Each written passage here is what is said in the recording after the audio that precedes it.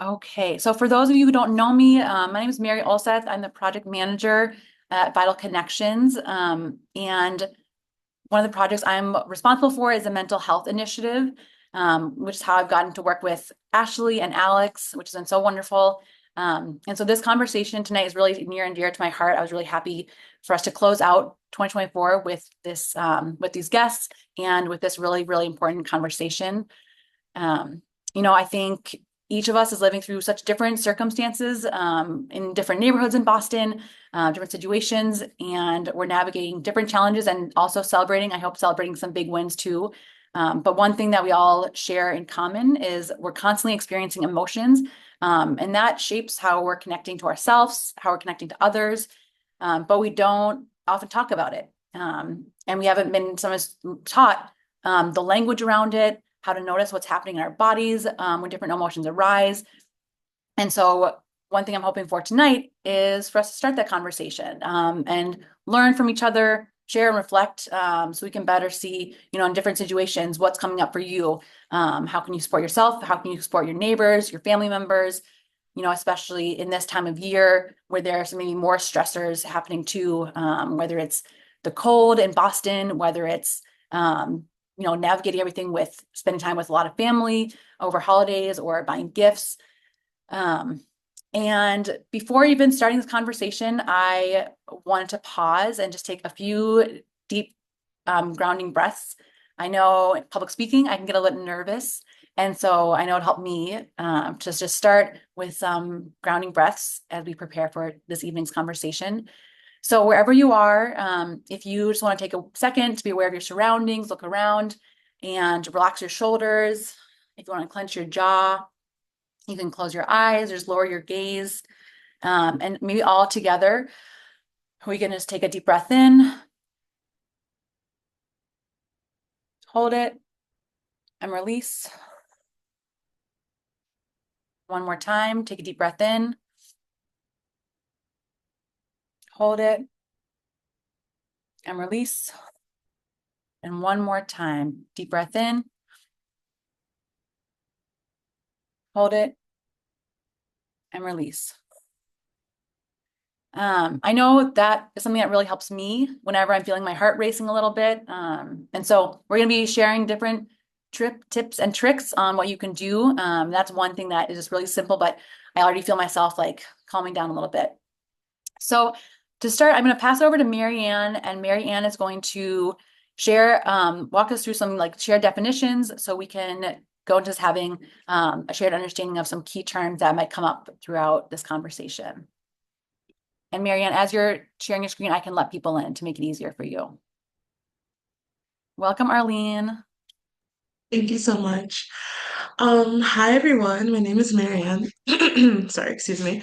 And I'm one of this year's Health Equity Scholars for the Vital Connections program. I'm so excited to be here with you tonight and have such an important conversation about, mental wellness and the power of emotions. As Mary so um, thoughtfully said, it's something we all have in common. It's something that we don't often talk about enough. So I'm really excited to be here with you tonight and just run through some shared definitions and language so we can all just be on the same page about a few things we're going to be talking about tonight. Sorry, one second.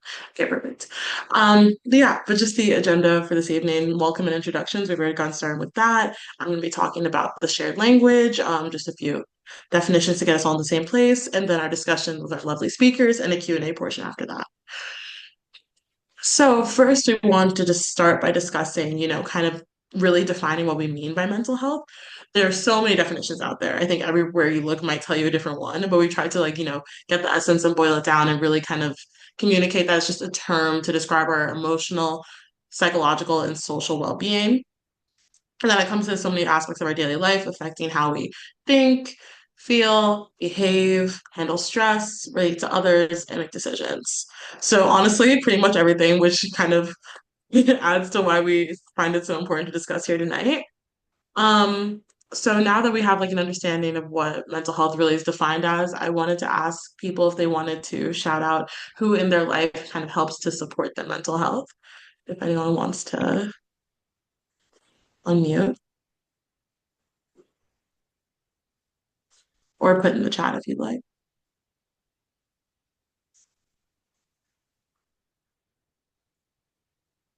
I could share first. I feel like lately, very much in the midst of final season, I think friends, particularly my roommates, have had a lot of support for my mental health. Having people around, especially like who you live with, who you can turn to various times about like things that are going on with you has been really helpful for me, as well as, family and mentors and other people.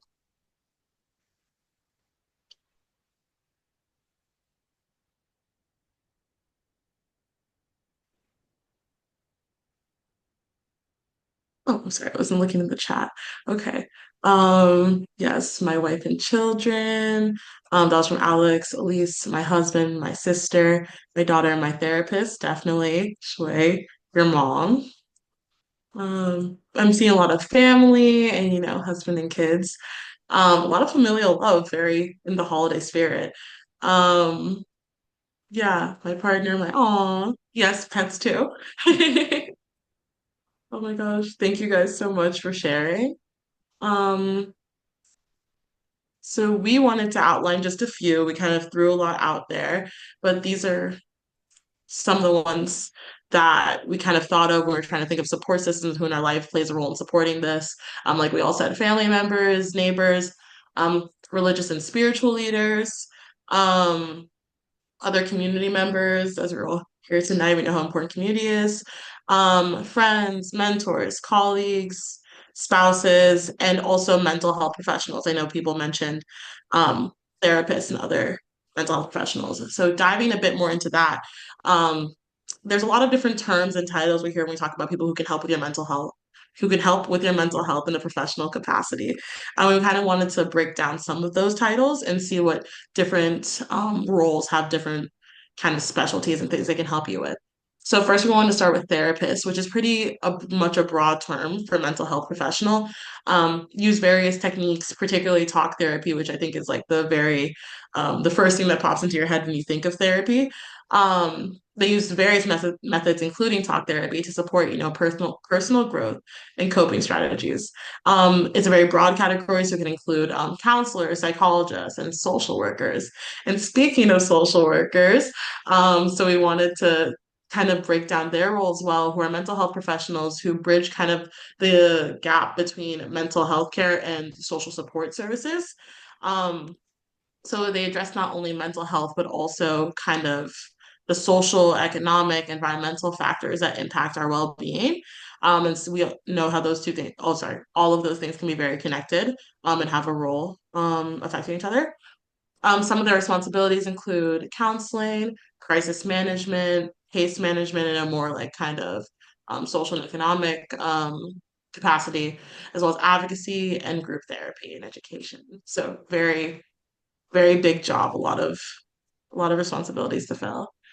And another distinction that we kind of wanted to help clarify is the difference between a psychiatrist and a psychologist, which can really often be used interchangeably, but they have like some slight differences that are important to note. So, a psychiatrist is a a medical doctor who specializes in mental health, usually holding an MD.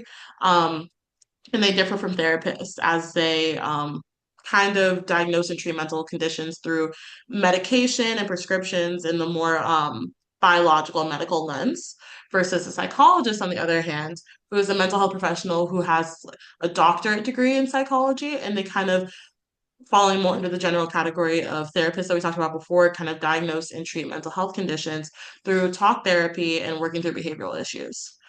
So those are just four kinds of mental health professionals that are really commonly um, referenced when we talk about this. And we kind of just wanted to break down the difference. And also we wanted to kind of touch on the different kind of conditions or difficulties that mental health professionals can help you with. So we kind of gave a very brief overview of some of the really common conditions that mental health professionals have the kind of capacity and training to help with. Depression, which is characterized, feelings of persistent sadness, hopelessness, or loss of interest in activities. Anxiety, a condition consisting of excessive worry, fear, and nervousness. PTSD, which is triggered by a traumatic event and causes, feelings of avoidance and anxiety or flashbacks to some like past trauma. And lastly, ADHD, um, a disorder marked by inattention, impulsivity, and hyperactivity that kind of affects daily functioning. This is a very brief overview of these conditions. They're very complex, and different people experience all these conditions in different ways. And this is a very big catch-all definition. But these are just kind of some of the feelings or emotions or different kind of like day-to-day struggles that mental health professionals kind of are there to help you with. Um, and I wanted to touch on why we're doing this community conversation now, given the holidays, as Mary was talking about earlier, just to touch on a little bit more. Um, Mental health during the holidays is particularly important because we know this time of year, as joyous as it can be, brings a lot of, other stresses, other responsibilities, interpersonal with your relationships with family and friends, financial, planning events, all of this. It's a lot to manage. Especially also the year winding down, people have things going on at work. It can be a lot for everyone. So we really wanted to emphasize the importance of, being aware of your mental health and prioritizing taking care of yourself mentally during this time to avoid kind of these feelings of anxiety, depression, and exhaustion that can become really can come really fast during the holiday season. So by prioritizing mental health, we can better manage stress, maintain emotional balance, and enjoy the holiday season with our loved ones. This helps us to have healthier relationships and creates a more supportive environment for all of us and others during the holiday season. So that's pretty much all of the shared language we want to discuss. And to get into the rest of today's convo, some of the things we'll be talking about are how our emotions shape our mental and physical well-being, mental health management tools, destigmatizing mental health conversations, and holiday mental health struggles and solutions.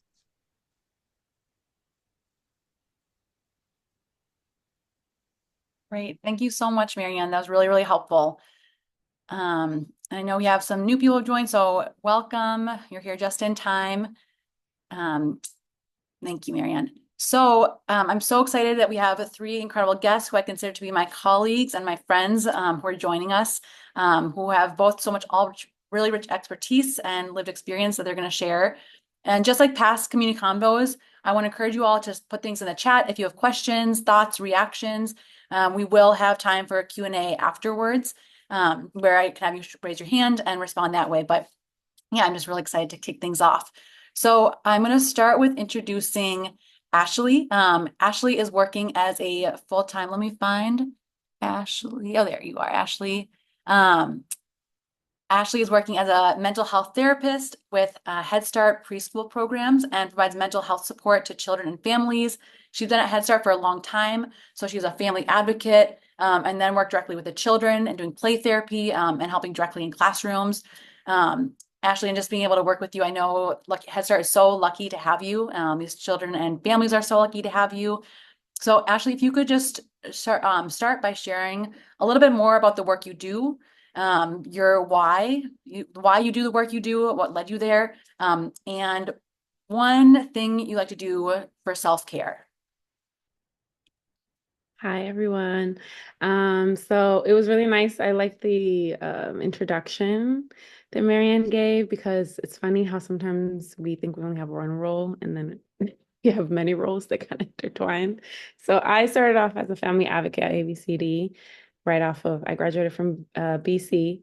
And I just wanted hands-on experience. I grew up in communities in Boston, especially like low-income communities like Roxbury, Dorchester, Jamaica Plain. And I wanted to then give back to my own communities and have hands-on experience helping families.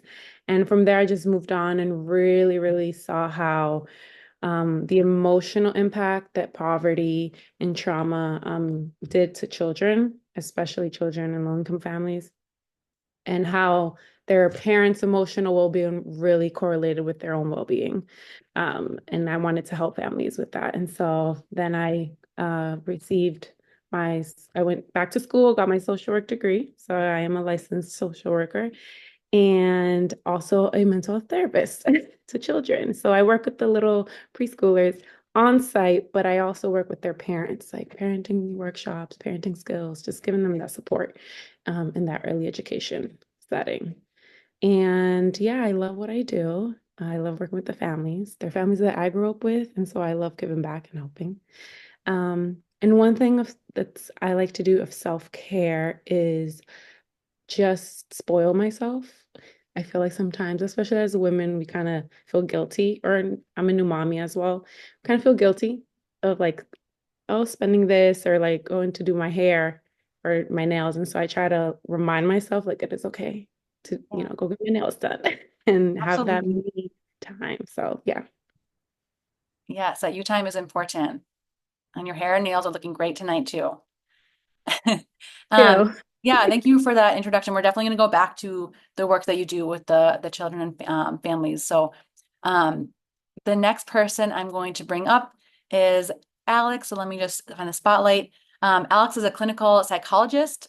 He conducts mental health research at Harvard, provides therapy in his private practice, and is really passionate about writing and sharing accessible and creative mental health related materials for the public. And so he's going to tell you a little bit more about that.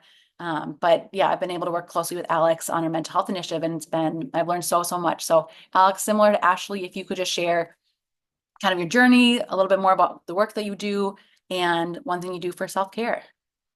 Sure. Hi, everybody. Really happy to be here. Thanks so much for inviting me. So yeah, I actually had when I graduated college, I had a different career. It was in sort of like tech related things, and I did not find it super meaningful. And so I was always interested in people, always was kind of like the person whose friends would share their sort of like inner fears and issues with. And so I thought, and my dad also was is a social worker and a therapist, and so seemed like an interesting direction. And then on my path, I sort of got also into research, which is a really also very interesting thing. Psychological research, what it is trying to understand how does the human mind work? What are emotions? How do they operate? How do they affect our lives? And the research that I was doing was also on mental disorders. So, what happens when people experience mental disorders, and what are the causes of them, and how can we best treat them? All those questions. So, I started to get a lot into research, and I found that very interesting. But I also maintained a clinical practice as well throughout. And so I also have seen people and conduct therapy with them. And that's also super enjoyable and enriching. And I'm sort of emphasizing that more now. And then through those sort of dual roles of thinking about how the mind works and emotions work, but then also seeing individuals and having to share with them. And a big part of therapy is also sort of giving people an idea of how it works, what we would call psychoeducation. I decided I would really was interested, and I sort of thought that there's a lot of books on emotions, and I'm sure there a lot of them I've read are great, and I learned from a lot of them. I think I was looking for something that's more accessible, and we'll talk a little bit about it later, but I sort of thought there was a gap and went down this road of trying to create materials that I thought could really convey an understanding. So that's the work that I do, and my why is, it is incredibly meaningful and interesting. I really enjoy humans, and so sort of thinking about helping people and thinking about how all this stuff works is really fascinating to me. And what's one thing I do for self-care? I really love basketball. I play twice a week, as long as I'm not injured, which I am right now, but I'm hoping to get back. So yeah. Thank you. Nice. Thank you so much. Yeah, and Alex will share a little bit more later on about some of the materials he's created. So the next person I'm going to introduce is Aliese Lash. Aliese Lash is a Boston-based leader, entrepreneur, community organizer, and psychotherapist and runner. She's owner of a private practice called Liberated Light Counseling, a certified ecotherapist, which she'll share with you more about, and a captain of Pioneers Run Crew, which is a run crew I'm proudly a part of. And she's dedicated so much of her time and professional life just for advocating for health equity, education access, and holistic wellness. So, Aliese, welcome. If you want to share a little bit more about your journey, the work you do, and something you do for self-care. Thank you, Mary. I just I feel like I'm still soaking in the full circle moment of my presence of being here. Because look at the screen, and I had the huge privilege of working with Ariel in a previous role, and I feel like Mary is not just my neighbor, but like just a good friend of mine. And so I was really honored to be invited to speak with you all about my journey. And I always think about journeys all the way up until like being right here with you all and the things that have led to my own choices and experiences and education is just really, really special. Um, and so I'm just holding that as I join you all this evening. Um, how did I get here? Let's see where to start. Um, my early education, I didn't know what I wanted to do, but similarly to Alex, I had always been really interested in people's stories. I've always been really fascinated by human behavior. I loved my psychology classes when I was younger, but I didn't know if I wanted to go to college, to be honest. I don't really like higher education as a system because I feel like it doesn't serve me and people who identify like I do. And a long series of events led me to finding and discovering social work as a profession. And I remember sitting in my intro to social work class and just felt like for the first time in my life that I found people who were just aligned in their values, in the mission of promoting wellness for people who have been historically marginalized, but also really having the root of the profession being based in social justice. I've always cared really deeply about how to help people who are on and existing in the margins to be well and to be able to access wellness. And when I found social work, I said, where have you all been my whole life? This feels like a fit. And so I have been working as a social worker for 12 years now, which is wild. I am originally from Virginia, and I ended up coming to Boston 8 years ago to pursue my master's degree. I went to Boston College. And when I was there is when I sort of started to formulate my own clinical identity about how my own personality, my background, my interests might reflect into the work that I want to do and the people who I want to support. Um, as Mary mentioned, most recently, I own my own private practice, which I absolutely love. And as scary as it was to take the leap of being an entrepreneur and learning how to run a business, and even though I'm trained as a clinical social worker, being able to hold space to develop a business that is really, really aligned with my own values and my own passion has been very, very liberating for myself. And the name of my practice is Liberated Light Counseling, with the hopes of the people who I support to experience the sensation of liberation. Um, and so I just have the privilege of supporting really, really amazing, brilliant people. Most of the folks I support in therapy are people who identify as women, people who identify as women of color, people who find me because they struggle with anxiety. I know we're talking today about emotions. I really have learned to love to talk about anxiety in particular. It could be a little taboo, but once we learn about her, she's not so bad. And thinking about how to regulate her in our own bodies is really powerful. And so I love supporting folks who come with anxiety disorders. I also have a lot of training in racial trauma in particular. Thinking about how people's racial experience impact their mental health and wellness is something that I really, really enjoy talking about. I believe is really important to talk about. Um, and in my own personal life, my self-care answer is connected to a hobby that is also kind of like a unpaid part-time side hustle, which is my involvement with the running community here in Boston. I really, really believe that to me, running is a powerful outlet to connect with my body, to connect with the fresh air, but arguably most importantly, connecting with community. I'm a firm believer in the concept of collective care, meaning that we cannot just only support our own wellness individually and independently, but in community, in collectivism, is what I've learned to believe is where wellness exists. And so my self-care is rooted in times when I get to run with my running club. Shout out Pioneers Run Crew, the best crew in the city. We run every Wednesday night if anyone wants to join us.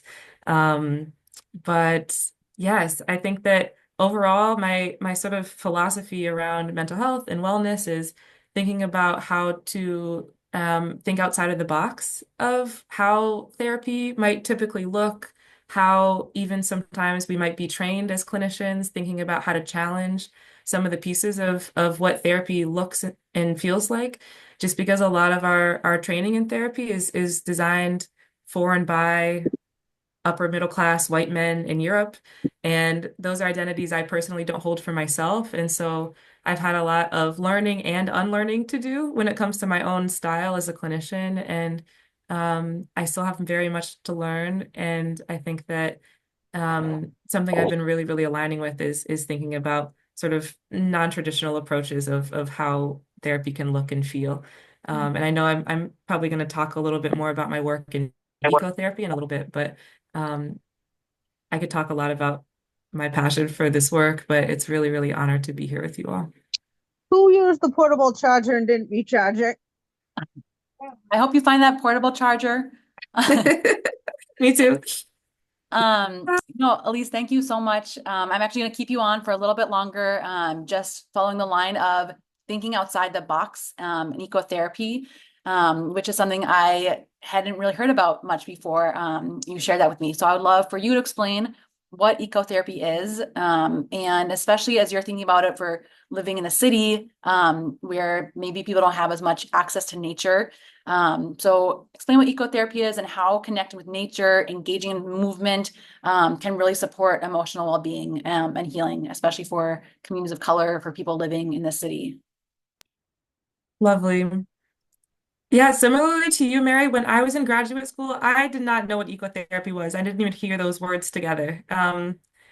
And what I've learned from my own research of learning that it's not outside of common sense that we as human beings enjoy and feel good being outside in fresh air, right? Like sometimes when you ask people where their own place of peace is, maybe people describe sensations or scenes outdoors by the water, maybe in the mountains, in scenic areas that are really an opportunity for people, whether they're consciously thinking of it in that way, but to deepen their relationship and connection to nature. And the field of ecotherapy is evolving, but I sort of like to see it as it's a form of abstract or expressive therapies, sort of similar to maybe art therapy or music therapy, that really involve and invite people to think in the abstract and to think creatively when they think about how the parallels of something else might experience what they experience internally. Um, and I had the privilege of participating in an ecotherapy certification program that's based in this program out in California called the Earth Body Institute. And in that program, it was a 12-week online program specifically for BIPOC clinicians of color. And in that training, it really helped me to understand how to really deepen my relationship with nature, which sounds funny because in mental wellness, we talk about relationships with human beings a lot, and our relationship with ourselves. But I really learned to be able to access and think about nature as a co-facilitator to my treatment, to the work that I do with my clients, which has constantly to this day, every single time I have an opportunity to facilitate a session, I lead sessions outdoors with my clients, right here in Boston, right in Franklin Park. And each time we're there, through my training, through some of the activities that I've learned to offer to my clients, it's just been really powerful to see the ways that my clients are able to find analogies and wisdom and parallels to things that we observe in nature and how that might connect to their own experience. And I feel like the field in even definition wise, ecotherapy is a little bit broad. It sort of serves an umbrella term that is connected to any type of healing connected to the outdoors or nature. Um, and we currently don't have like a formal sort of unified licensure or certification around ecotherapy. Um, and in that, I really believe that in my own research, I've learned that ecotherapy is very much more common in other parts of the world, specifically in Australia and in Denmark. A lot of clinicians practice ecotherapy just as part of their own training. It's very much more normalized there than it is here in the United States, which is very interesting to me. I think that we have a really sort of typical model of the way we offer care to folks that is very deeply rooted in history, but also Western influences in society about just the roots of what therapy is. But to me, I've always felt really drawn to think outside of some of those boxes. And ironically, facilitating therapy outside takes you outside of the box of physical enclosed environment of an office space, maybe, or even a virtual box that we all are in right now, that has just constantly had really beautiful breakthroughs in my own experience so far. I've been practicing ecotherapy for about 2.5 years now, and I feel like I'm just getting started, and it's been just a powerful way to break down some stigma around what therapy can look like. Also giving people opportunity to get some fresh air, to get some movement connected with our facilitated sessions. And so if any folks have questions towards the end about ecotherapy, I'm happy to share some of the things that I've been learning so far. But it's been a huge part of my hard work and something I'm really enjoying learning about. Thank you so much for that. Yeah, I think similar. Right when I step into nature, right when I step into Franklin Park, I just feel a weight lifting off my chest. So if people want to, put in the chat one place that they kind of feel a sense of peace in nature, whether it's a small park near your house, whether it's Franklin Park, walking on a pond. But I always love to get ideas of other places to explore in Boston. So if you have a place in Boston outside that brings you peace, please drop it in the chat. So I want to go back to Alex. He was sharing a little bit about his series, of What is Mental Health series, which will drop in the chat. And so, Alex, I'd love for you to share a little bit more about the What is Mental Health series. Kind of what was your inspiration for this, and maybe within that, talking through some of the key learnings around what I'm doing this because it talks a lot about what's happening in your body through emotions. And so that just like thinking about all the emotions rising up. So yeah, I think talking about the inspiration, tell us a little bit more about it and some key takeaways. Yeah, I mean, I think so. In my work as a psychologist,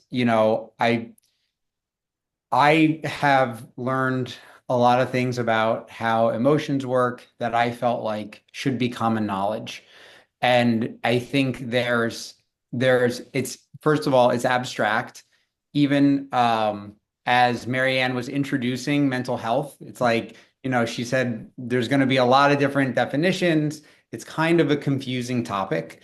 And so I felt like there were some really key ideas and key concepts that were pretty important to convey, but hadn't necessarily been. Sorry, somebody's unmuted, I think. And so I just really wanted to convey these ideas in a very straightforward way. And so I guess the inspiration for me was, and I looked around for materials like this. So it wasn't like I just went out on my own. I really looked and thought, is there anything out there like this? And essentially what I'm looking for is to make it as accessible as possible. So there's a lot of books on emotions and how emotions work, and that's great. I always had in my mind that one way to make these really abstract ideas more concrete was to have illustrations, have visualizations, slight animations. And we just put the one of the articles in the chat. But essentially, if you click on it, you'll see that there's these illustrations throughout the article that are trying to make these really abstract ideas more concrete. And we also use like hunger or other sensations, other signals that our body sends us throughout as a way to tie it. We all experience hunger. Hunger is much more straightforward than our emotions. And so we try to use this as a grounding technique, again, to make it more accessible and more approachable. There's a lot of jargon in psychology. I think there's a lot of jargon in any field, right? Any specialized field, as you get more and more deep into it, you have your own language that you use and acronyms and things like that. And our field is no different. But the problem is that, and a lot of it is developed in academic circles. And so then when it gets translated into the general public, it's not that approachable. So one common form of therapy, for example, is cognitive behavioral therapy. Nobody says cognitive. That's not a word that is, thrown around. And so I think when people hear that, it makes it feel like it's this field that's very not approachable, very complicated, very hard to understand. And so as a result, a lot of people don't understand it and don't understand some of these basic ideas. So use illustrations, really try to make very, very simple and streamlined narratives about it. So like, these are the 5 points, but they sort of build on each other and they go somewhere.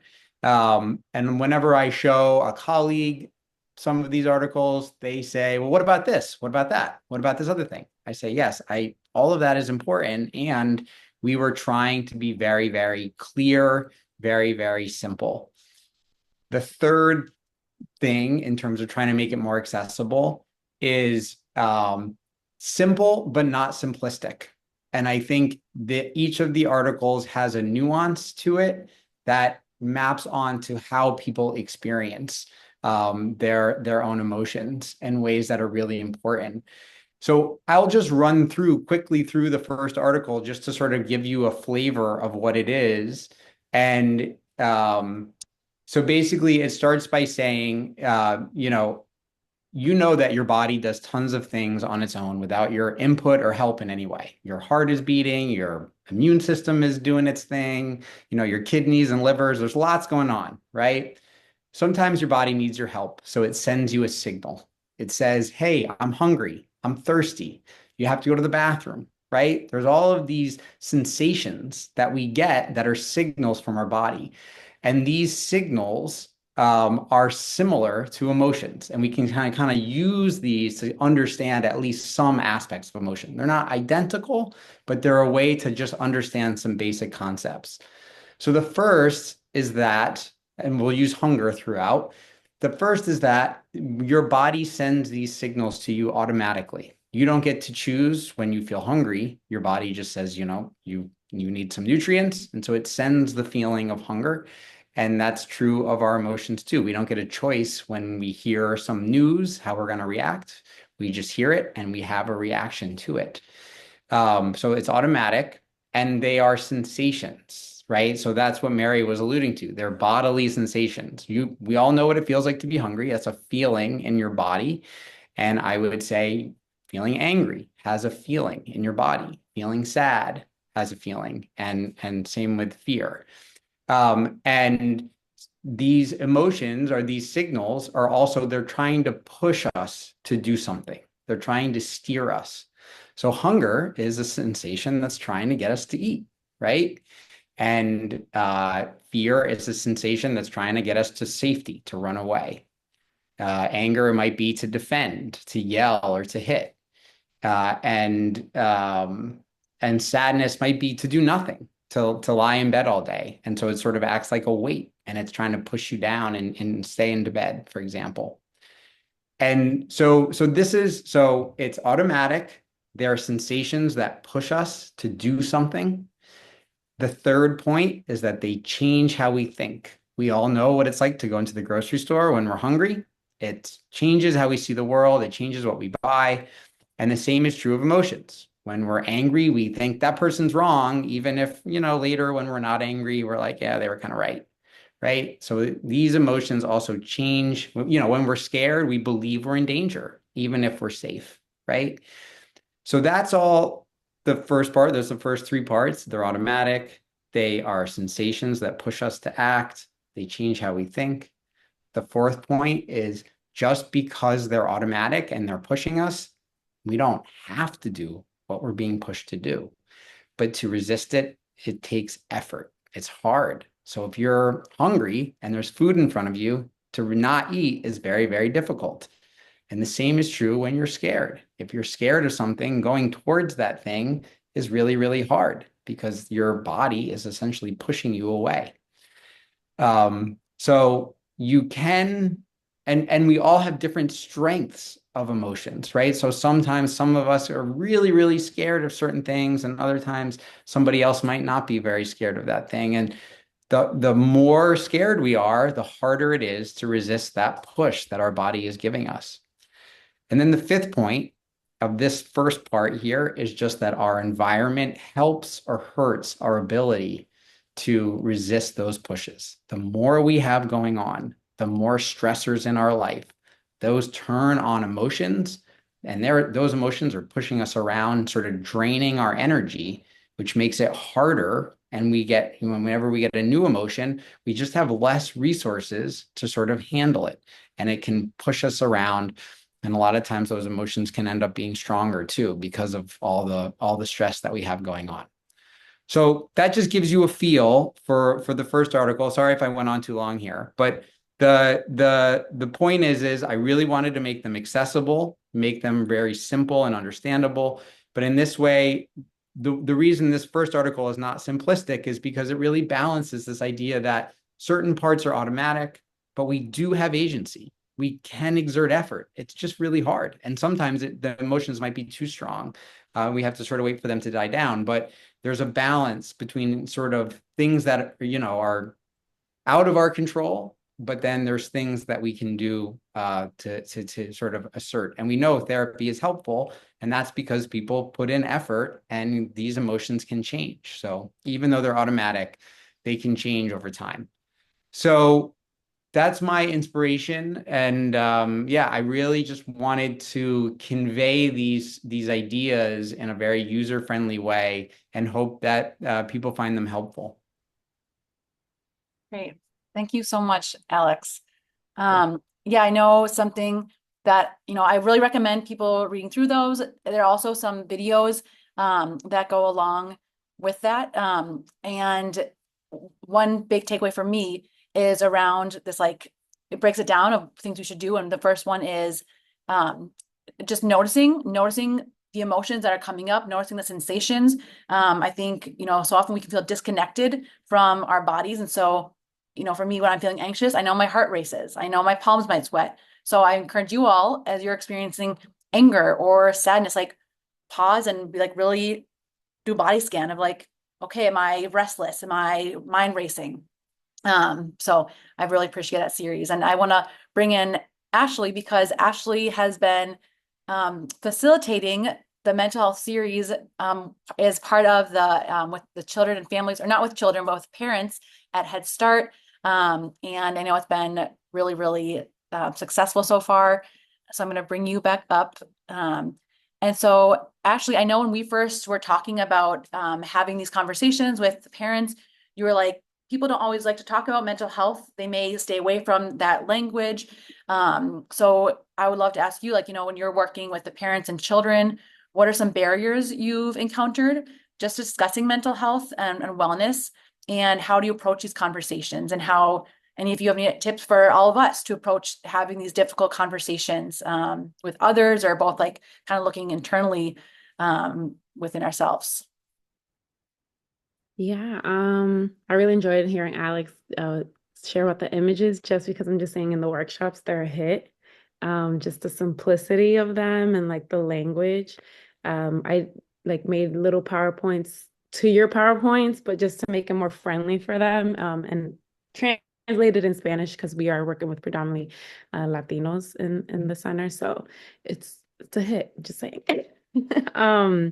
Yeah, so I spoke about a little bit, but we predominantly work with low income families in the community. I don't know if anyone knows about the agency, but ABCD Head Start is a broad umbrella. It services families in low income communities. I work in the agency that in the department that provides childcare. So we work with the children. And in that setting, just providing childcare, we kind of have like a teamwork setting where we offer various resources to families. We understand that parents, especially in these communities, struggle financially, and there's just barriers all around them. We work with families who are immigrants, new to the country, do not speak English, diverse communities. I mean, in Jamaica Plan Head Start, we have families from Haiti who only speak Haitian Creole or Spanish, Latinos from El Salvador, Cuba, like all over the place. And so they're very limited in terms of what they're receiving in support of mental health. Actually, mental health is probably like the least in their list, understandably so. So kind of how we approach talking to families is, first we address their basic needs. I like to use like Maslow's hierarchy of needs. It's super important. I mean, when I was in school, I was like, yeah, pyramid. But then when you're doing the work, you realize that really you have to address those basic needs first. And then they're able to understand, okay, after these basic needs are met, like what else is impacting me? And so we kind of do that type of work. As I am a licensed clinical social worker, but we have case managers on site, we have a nurse, we have intervention specialists on site who help with housing, food. So we try to address those barriers with them first. I am not like the first person that they see. It's kind of how we do things. I'm more of like a referral, but I like the system because it is something that works. They're just having so many stressors, like financial stress, a limited access to resources that not only that they can get, but that they can relate to. Many of our families have different views of what it is to ask for help.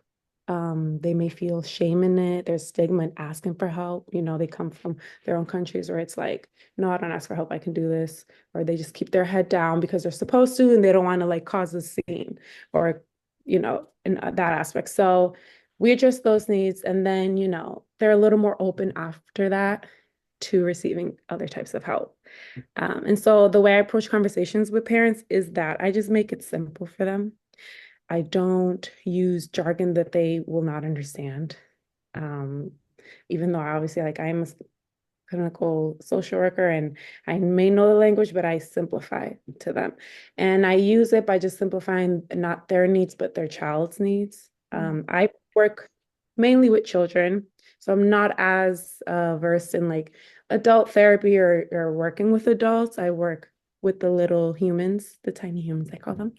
Um, but in that working with them, I use that like simple language with their kids to understand that, hey, it's not you telling me you need help with your child because you're also impacted by that. Like what your child is doing, how are they feeling, the tantrums and all that is because they're absorbing and feeling the stress you're feeling at home. So I kind of use that language. So yeah, we basically, address the basic needs, go from there, and we do our best to build rapport with them and establish trust. They have their own autonomy. We always like to give parents to let them know you have your own autonomy, but we're here to help, and we do our best to establish that respect and build that relationship and trust with them first. Understandably, also because we're working with their children, and we want to also respect their boundaries, their parenting values, what they want their children. And so it's a mix of a lot of things, but I believe addressing other areas like that first really, I've found in my experience that when it comes time for me to talk about their mental health, they're more open. So Thank you so much. And, made me think of what Aliese was saying around like having it be more of like a collectivist approach of like one person. It's so hard to just have you address and solve all the different problems happening. So like, how can you have a big care team, and that care team includes your family and your community, but also includes the social services that you are offering at ABCD Head Start. And I know, many people in our audience and also you three on the panel are all parents and caregivers who are balancing different life stressors. And so I would love, maybe I can start Ashley with you, but then I'll go to Aliese and Alex as well. But what practical advice would you offer to yourselves, to the panelists, to the people on this call, kind of how to care for their own emotional health while supporting their families? I always tell parents, especially moms that I work with, sometimes they feel like they have to carry the whole world on their shoulders, and you can, and I let them know, not only are you telling me you're stressed, I can see it on you. I can see the weight on you because it's a lot. And I tell them it is so important and it is okay to prioritize your own rest. Like it is okay for you. And I tell them to, if you're going, when you drop off your child here for the few hours that they're in childcare, to go home and rest or like take time for yourself. Like I said, I'm also a new mom, and sometimes I don't know what it is. I feel like it's might be like the Latina in me where it's like you gotta work, you gotta work, you gotta work, culturally, or just like the system here in America where it's like you gotta make money, you gotta work, and then on top of being a mom, on top of like trying to have a career, you don't prioritize rest as much, and then you start seeing how it affects how you respond to situations, how you react. So I always tell parents like rest. Like you need to rest. It's okay. And then I just let them know it is okay to ask for help. Mm. No shame in that. And it doesn't have to be immediately to a doctor, a psychiatrist, or psychologist. I'm like, it is okay to ask for help for someone in your community, someone who's probably a little more versed and maybe helping you with resources, but it is okay to ask for help. Mm.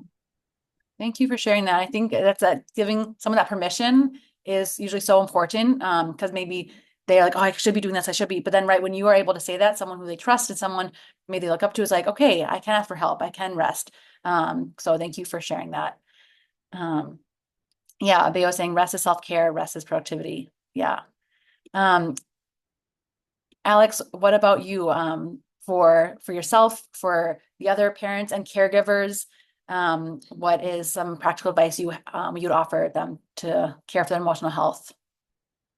I mean, I think in general, the thing that I think is a hard thing to do, but is what I usually call take a step back, which is sort of like reflect on you're feeling like you know, everything's falling apart, or oh my God, the kids are crying and I can't handle this, and trying to take that step back and say, you know, because again, that's your sort of automatic reaction, that's your emotions really taking over.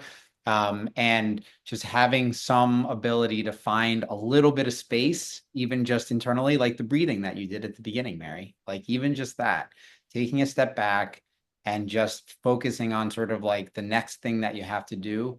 When we get these thoughts, I'm overwhelmed, I can't handle this, those generally don't help.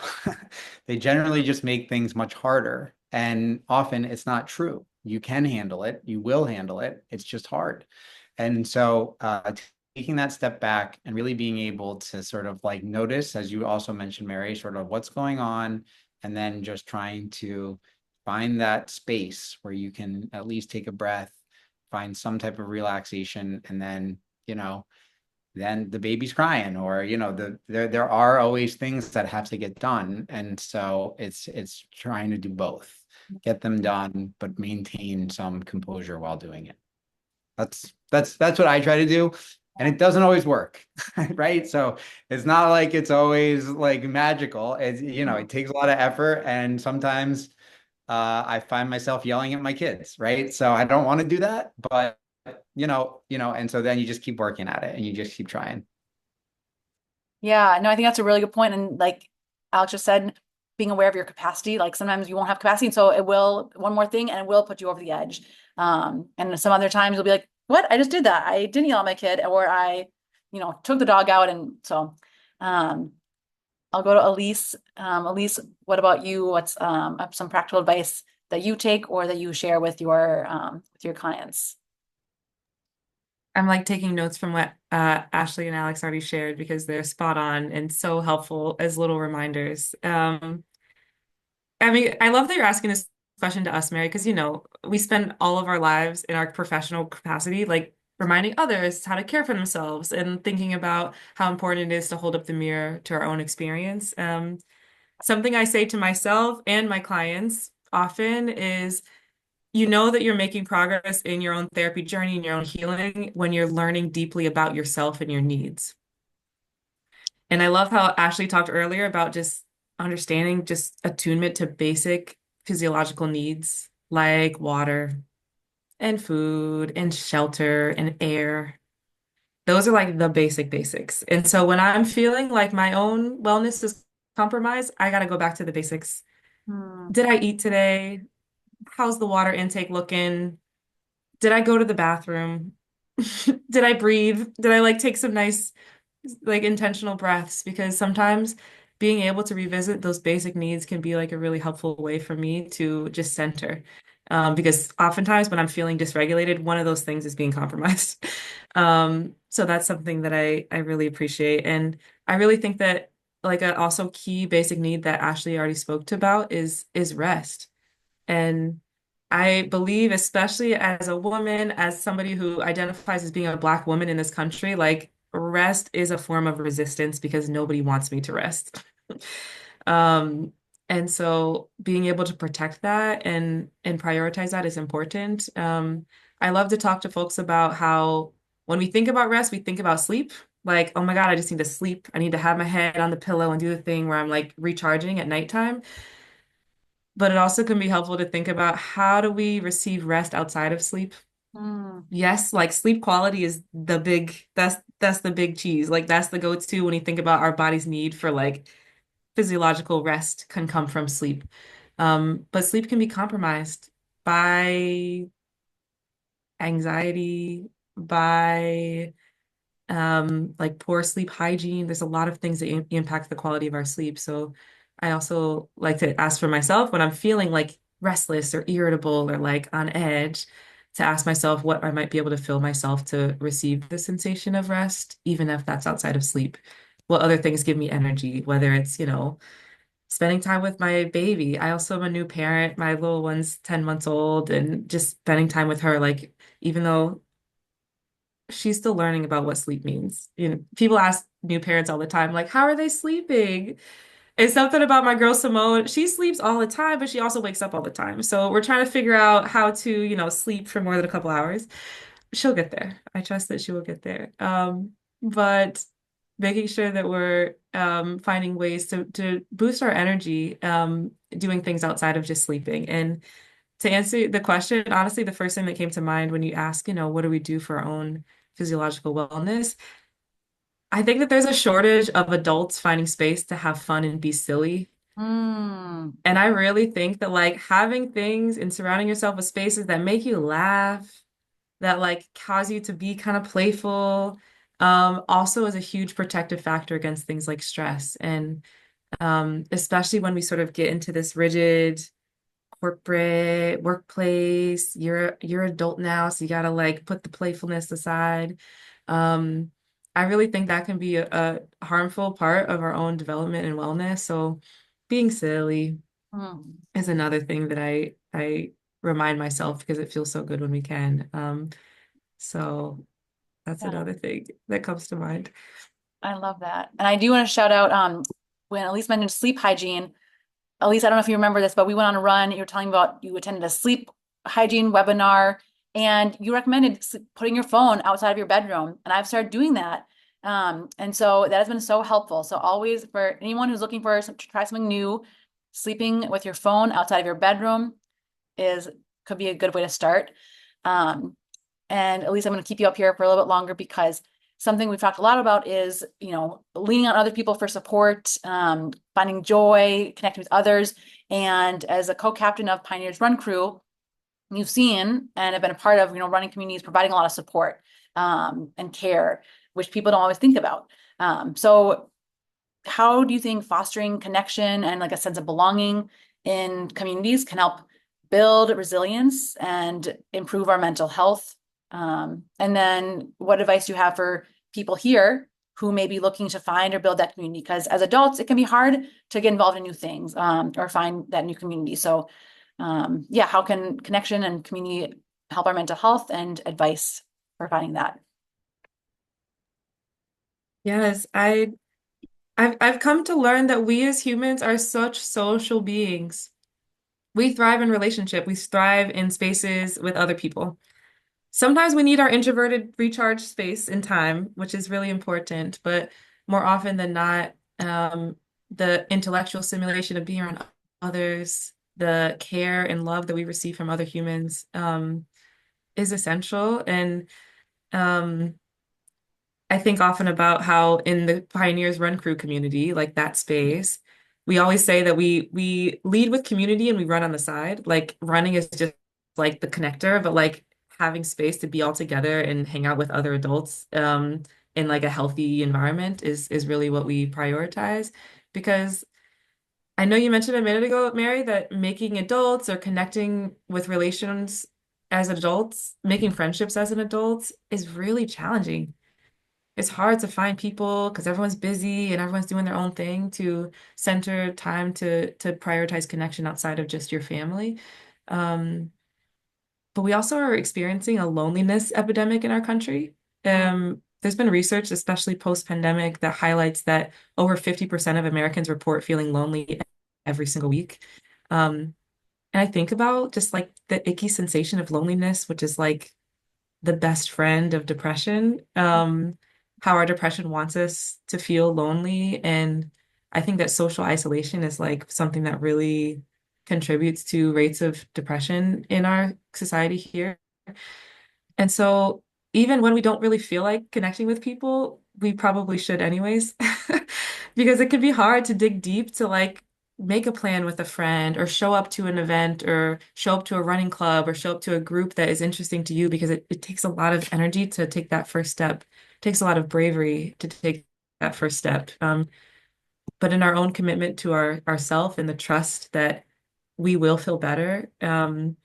Sometimes I say that like when you make a decision that's like rough in the moment, when you're like, I don't want to do this, like this does not feel good. I'm tired. I'm over it. Like, I don't know if I'm into this, but trusting that if it's something that is good and healthy for you, that the current you is looking out for the future you Mm.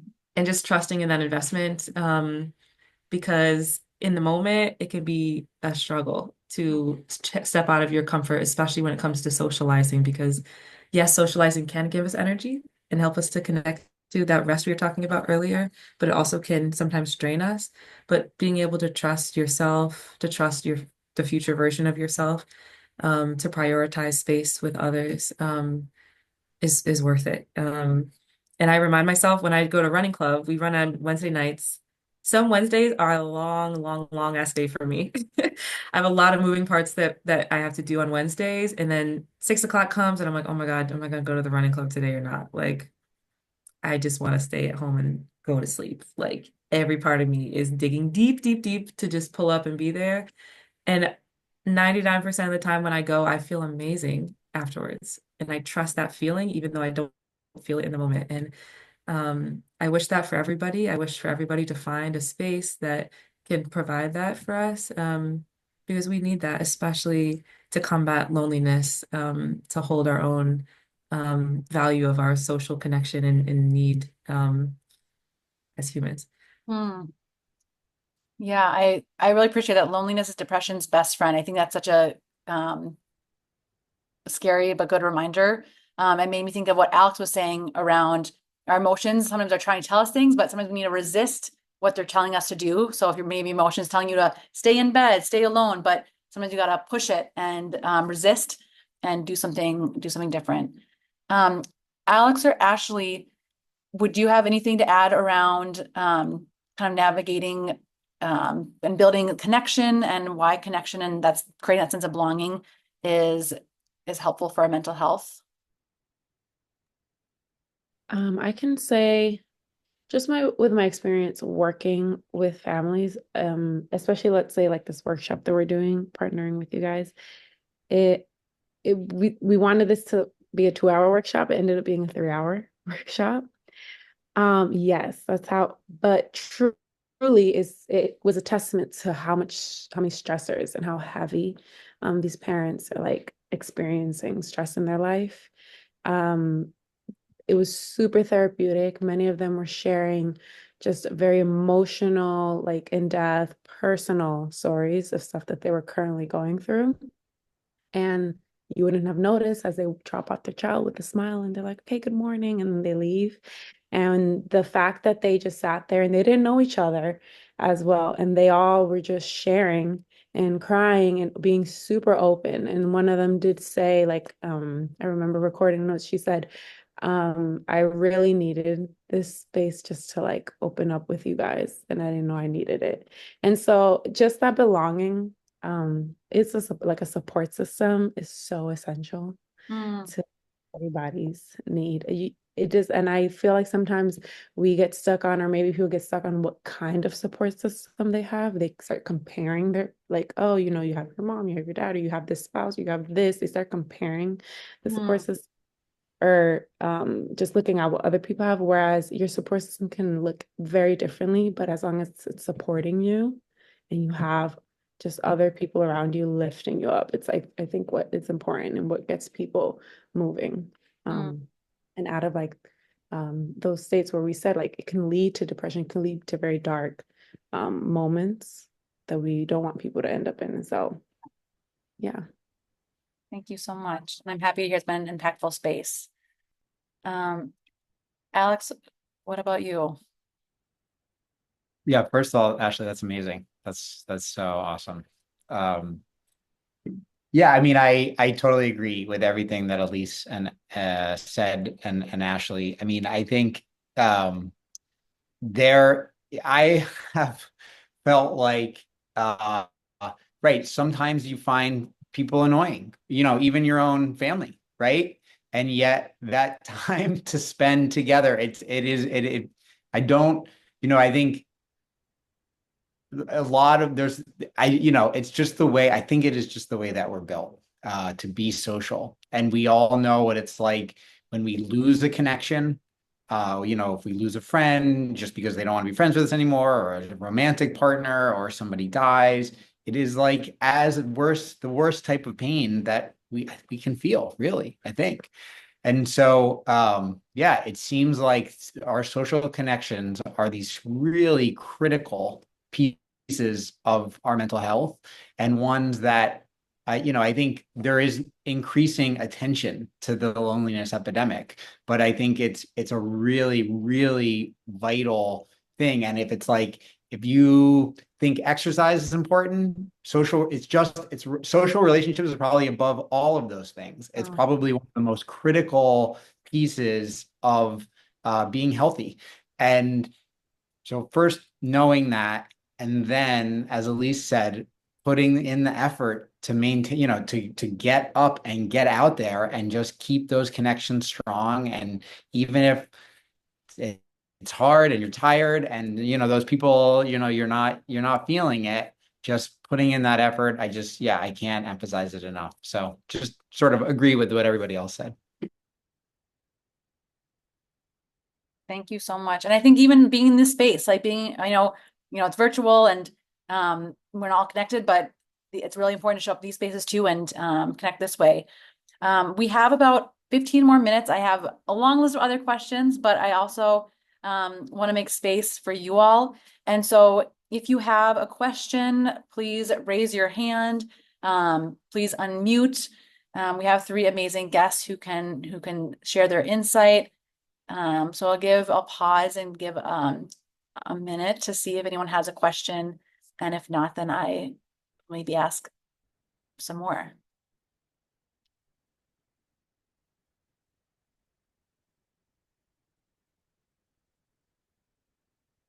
Yeah, go ahead, Abeo.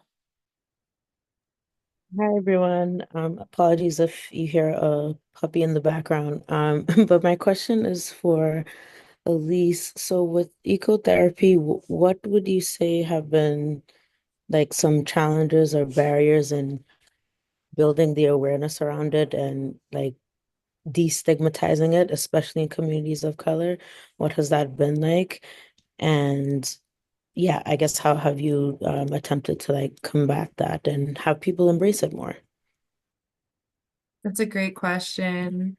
Um, I feel like it starts with my own like comfort of facilitating sessions outdoors, because when I was trained as a therapist, we did not train to facilitate therapy outdoors, and the way it works does look and feel quite different than a therapy session that might be virtual on a screen in the comfort of a space where you're sitting down, or in an office where you're sitting across from somebody.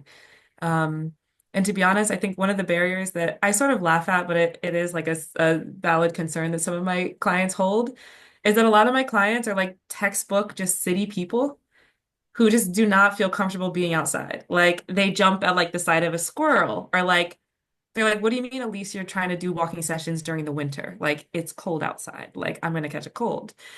And so I think being able to hold for myself just the belief in the value of being outside all year round. Something I'm very transparent with my clients is that I'm committed to being outside every Friday, regardless of the elements, regardless of the season, as long as it's not like maybe blizzarding, or if it's like 0 degrees outside, then maybe we'll reschedule. But really embracing nature, really encouraging people to step out of their comfort to be able to redefine their relationship with nature. Because I always think about my own dad, who like does not like nature at all. He was like, why would I go outside? Like My ancestors had to work outside and we moved away from that. So why were we trying to do that? Like he doesn't mess with mosquitoes, he doesn't mess with naturey things, like that is not his vibe. And so even with my dad, like I tease him now that I'm getting into ecotherapy. I'm like, I need to do like we need to go for more walks. Like we need to spend more time inside and learning about nature. Because what I notice is a bit of a pushback or some reservation for some clients is it's almost like it requires a little bit of their own exposure to build trust, to push through the discomfort of walking outside when it's raining or being startled. Or we walk in Franklin Park and sometimes people know that there's coyotes in Franklin Park and there's also wild turkeys that like have minds of their own and like people hear stories of wild turkeys being aggressive or attacking people. That's never happened in my sessions, knock on wood, but it could, right? Like, I don't know if a coyote's going to come or a wild turkey's going to do something unpredictable, but being able to hold that space of discomfort with my clients in real time, um, I believe, especially as somebody who's facilitating session, can be a really powerful way to help people in the moment to regulate themselves, to witness those moments of discomfort they might have about some pushbacks about just their relationship with nature.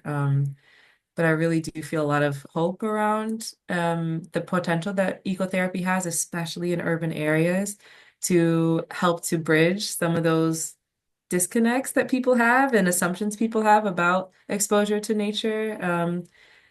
Because honestly, for my own life and journey, I wasn't somebody who grew up being super outdoorsy. Like I told you about my dad a minute ago, but I didn't go for like a hike or I didn't go to a mountain till I was like in college, and I didn't like sleep outside and go camping until I was like in my 20s.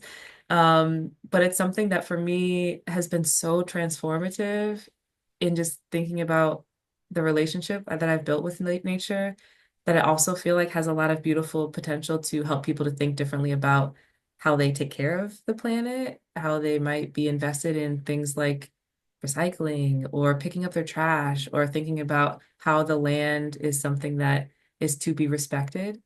Um, I also love to remind people in sessions about how a lot of our ancestors had a very, very deep and intimate relationship with nature, regardless of what your racial identity is, right? Some people might have lived on the land, people with indigenous roots, people with roots of connected to people who are farmers.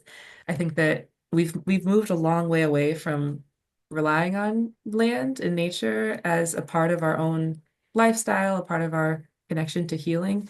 And so I love to remind people of that, but sometimes like it takes a little while for people to hear me when I say those things or to invite people to push through their discomfort, especially for people who just have a lot of anxiety or reservation about nature, and the unpredictability of nature.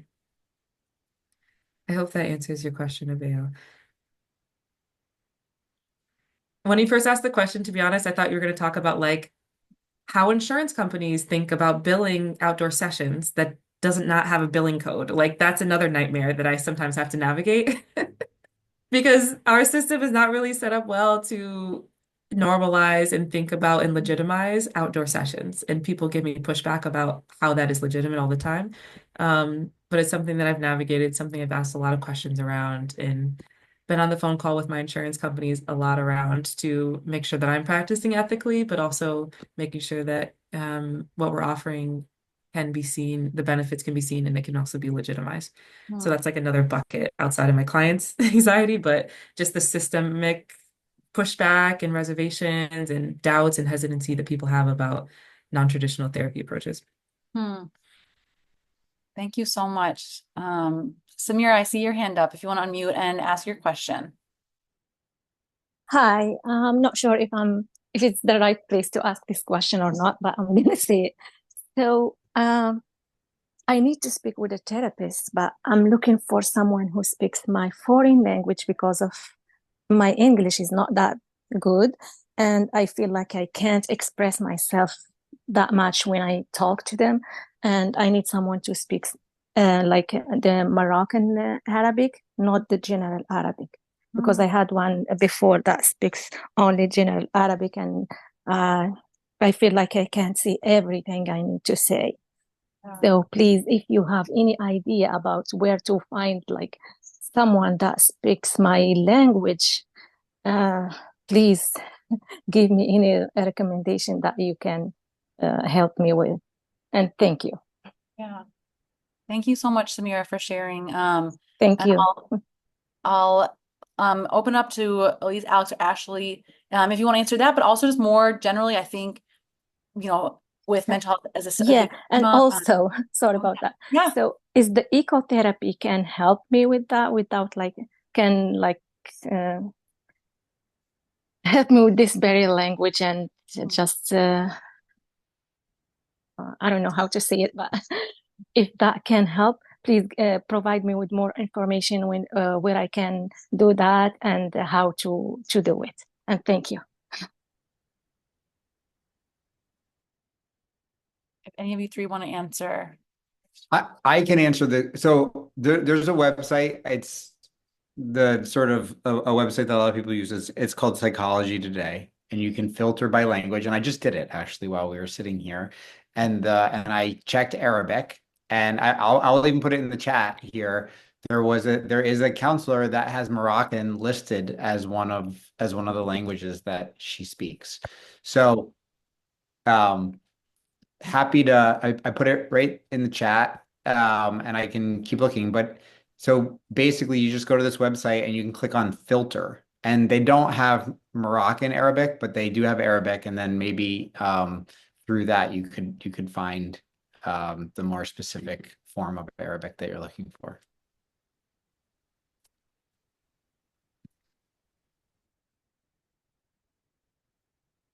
Just to add on to that, I did have a quick question for Samira. I'm assuming most people here are living in Massachusetts, but do you live in Massachusetts, Samira? Yes, I live in Stoughton, Okay, near wonderful, Brockton. wonderful. Yeah. Great. Mhm. Are you open to do therapy virtually, or do you prefer to meet with somebody in person? Have you thought about what your preference would be? I can do both. I used to do virtually and in person before. Okay, awesome, awesome. Thank you. Yeah. And thank you for the website that shared on the chat. Thank you. Yes. Another therapist directory that I really love, maybe two more actually. One is called InnoPsych, and InnoPsych is a therapist directory that is specifically for people of color who are seeking therapy. I'm not sure if InnoPsych has a language filter, but maybe they do. Um, so that's one. And then another therapist directory that I really love is called Inclusive Therapists. And I definitely know that they have a language filter option. And so just two more resources to check out. That sort of similarly to Alex described for Psychology Today is just sort of a hub where therapists have a profile on there and folks can sort of click through their own preferences, whether it's their presenting concerns, so that they can connect with a therapist who specializes in the needs that they have, or if you have like preferences around identity or preferences around culture or language. Um, it's been really cool to watch therapist directories evolve over the years to be able to tailor to people's unique needs when they're seeking out therapists. So, Okay. InnoPsych and inclusive therapists are my favorite therapist directories, but there's a few others that, including Psychology Today, that a lot of therapists are on. And I always recommend for folks if you're trying to find a therapist and know that it's a little intimidating. And I say that because when I was trying to find my own therapist, I struggled. And I'm like, hold on, Yeah. wait a second. Like, this is me. I should know how to navigate this system, but it's really, really tough. But one thing I always recommend for folks is if you find somebody's profile who sounds really, really cool, who seems like they would be a good fit to meet with you, but maybe they have a wait list, and you're like, oh man, like they don't have space for me, they don't have time to meet with me, join the wait list anyways, 100% of the time, because you never know when somebody's going to have new openings. Do not let a wait list turn you off from reaching out to somebody who you feel like is aligned. And I always recommend sending an email to the provider that you're interested in, even though the therapist directories will let you like, click that you're interested and they'll send sort of like a third party interest to them. But if you're really finding somebody who speaks Moroccan Arabic and you're like, hey, I've been looking for you. I found your profile. Like, I think you're my therapist. We need to work Okay. together.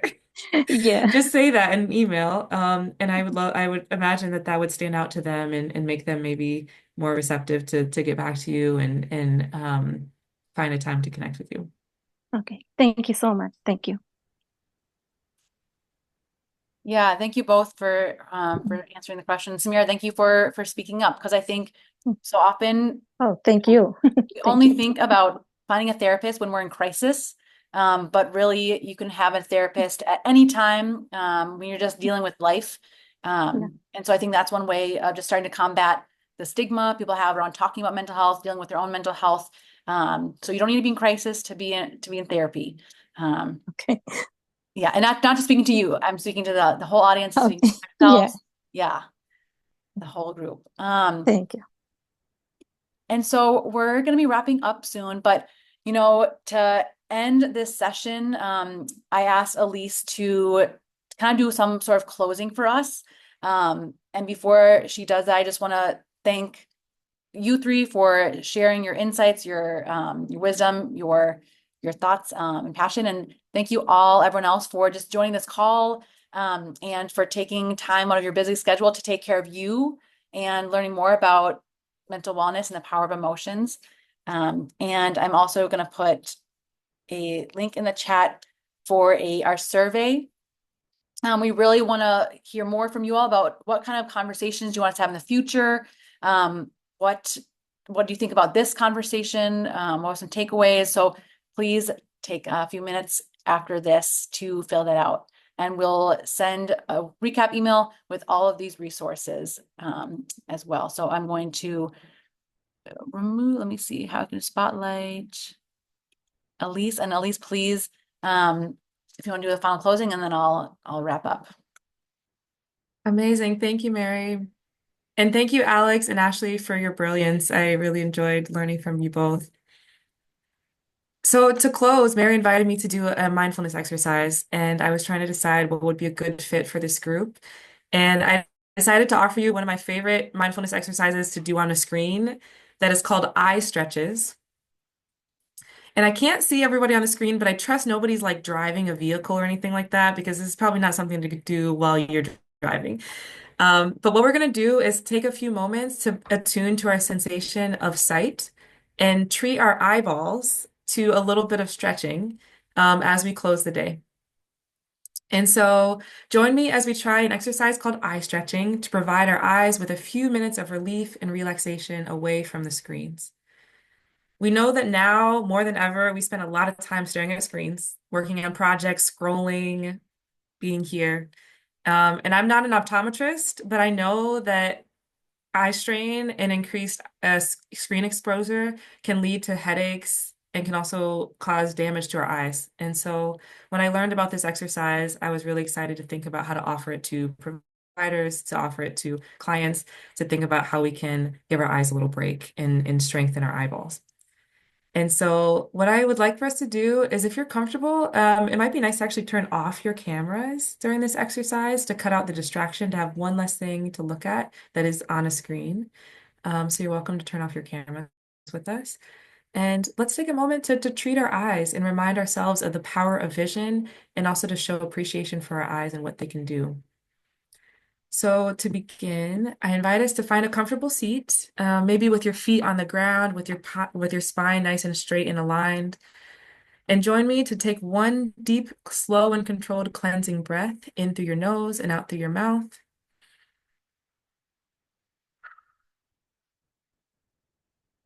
Allowing your body to settle into the present moment. Now I invite us to take a moment to look around your space and engage with your sense of sight with curiosity.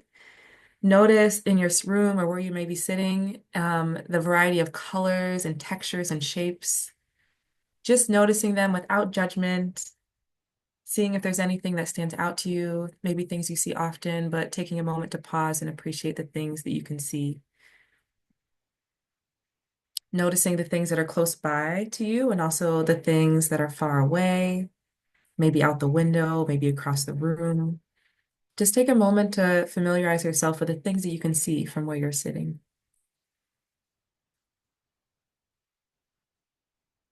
Take a moment just to shout out your eyes and your sense of sight, thanking your eyes for giving you the gift of being able to see around you.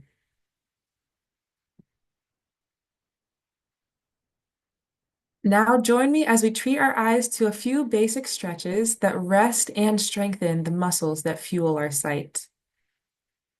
Join me as we close your eyes gently and feel the sensation of your eyelids, allowing your eyes to feel heavy and noticing how it causes your body to feel. Take a deep breath here as you focus on the sensation of your eyes and your eyelids. With your eyes still closed, I invite you to turn your eyes slowly to your left and then slowly to your right, back and forth at your own pace, noticing that sensation of your eyes stretching in both directions.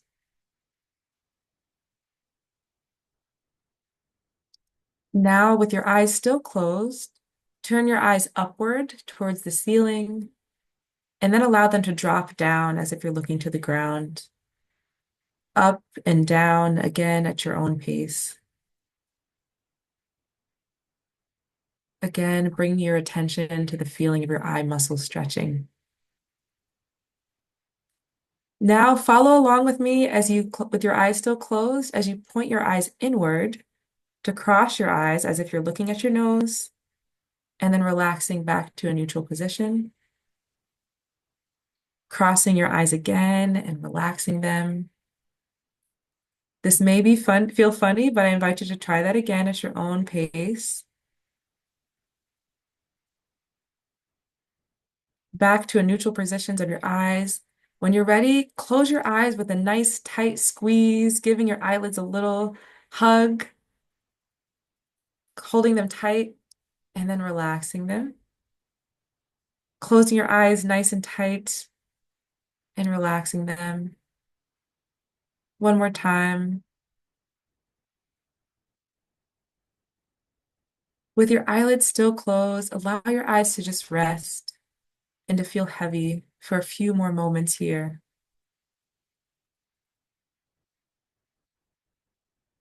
Join that rest with a few deep breaths at your own pace. Again, bringing your attention to the sensation of your eyelids and maybe considering moments of gratitude again for your sense of sight.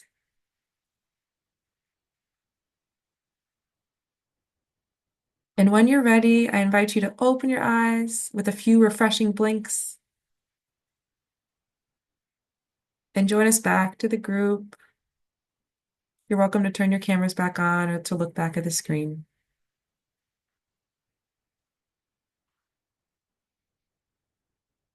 How are we feeling? That was wonderful. Thank you so much, Aliese. And thank you all for staying on a few extra minutes. I hope you all have such a beautiful holiday season, joyful, relaxing, restful, whatever you need. We will not be having a community convo in January, so we'll send you more information for the February community convo. But appreciate you all and take care of yourself and your community. Thank you so much, everybody. Have a happy holiday season. Thank you.